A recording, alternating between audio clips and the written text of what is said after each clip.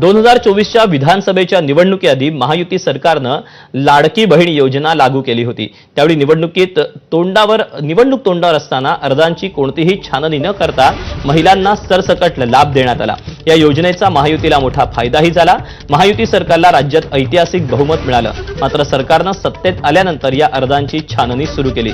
त्यामुळे या योजनेतील तब्बल 80 लाख लाडक्या बहिणी अपात्र ठरल्या।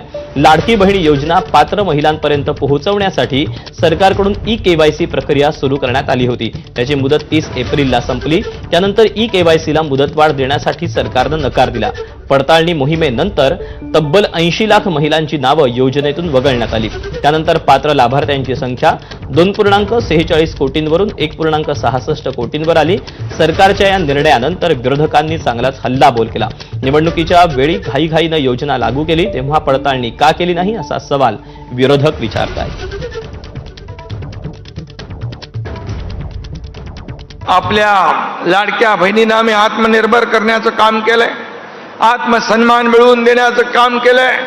लाडकी बहीण योजना सुरू केली तेव्हा अनेकांनी विरोध केला, पण मी आपल्याला सांगतो या व्यासपीठावरून कोणी माईकाला आला तरी लाडकी बहीण योजना कधीही बंद होणार नाही। आणि म्हणून लाडक्या बहिणींचं सक्षमीकरण हा आमचा अजेंडा। 288 कोटी रुपये हे महाराष्ट्राच्या खिशातले पैसे गेलेले आहेत, जे तुमच्या चुकीने गेलेले आहेत। या पैशाची भरपाई कोण करणार आहे? त्यातला आता कोण माईचा लाल पुढे येणार आहे?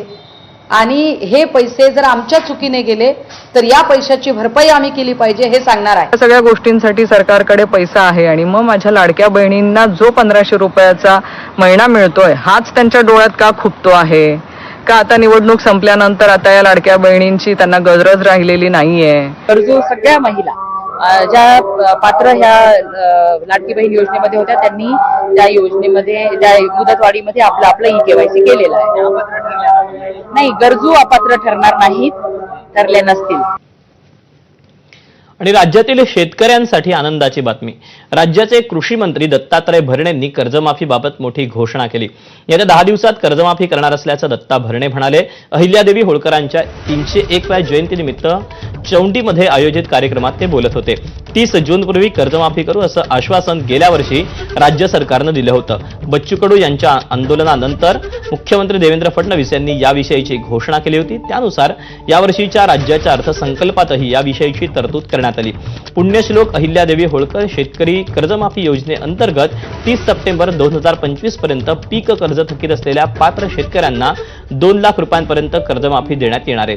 तर नियमित कर्जफेड करणाऱ्या शेतकऱ्यांना 50,000 रुपयांपर्यंत प्रोत्साहनपर लाभ देण्यात येणार आहे। या राज्याचे मुख्यमंत्री यांनी आपल्या सर्वांना माहित आहे की पुण्यश्लोक अहिल्या देवींच्या नावानं या वर्षी शेतकऱ्यांची कर्जमाफी ही त्यांनी जाहीर केलेली आहे।